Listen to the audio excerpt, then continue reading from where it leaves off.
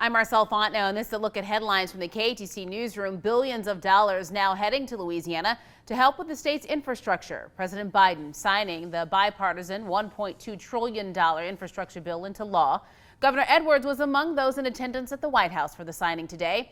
The president says the signing of this law is proof that lawmakers from both parties can come together and get things done. My message to the American people is this: America's moving again, and your life is going to change for the better. It's expected Louisiana will receive $60 billion in funding to rebuild decades-old bridges, including the I-10 bridge in Lake Charles. Some of the money will go to airports across the state as well, and billions will go to expand broadband access to Louisiana's rural and low-income communities. Well, new LEDA president and CEO Mandy Mitchell has wrapped up her first day on the job. She was selected in September to replace Greg Gautreaux. The Lafayette native was previously the assistant secretary with the Louisiana Economic Development Office. She's also the first woman and first person of color to hold the position of CEO with LEDA. Well, you have just a few hours left to sign up for the Child Tax Credit Advance if you are eligible. There's one more payment arriving in December. If you haven't opted in, you could receive the full check in one check. Some parents could receive between $1,500 and $1,800 per child. The Louisiana Workforce Commission could be in violation of both state and federal government unemployment program.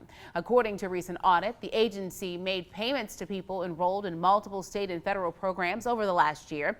That's not allowed under federal law. The audit also found LWC made payments that exceeded the maximum weekly amount and made multiple weekly payments to some. In total, the state paid out close to $3 million in money it should not have.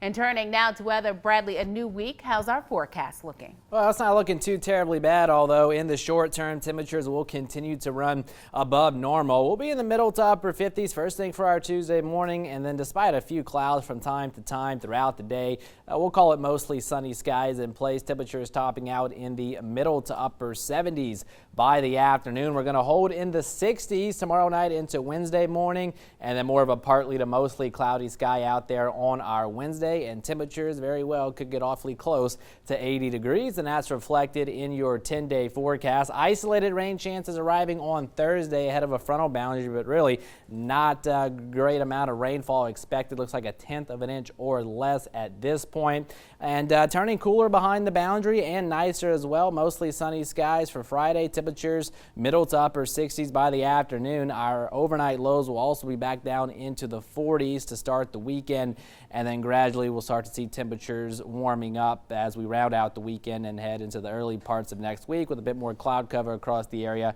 and perhaps a return of some more isolated rain chances. Well, that's going to do it for this news and weather update. For now, for future updates, keep it tuned to TV3 and follow us on our apps.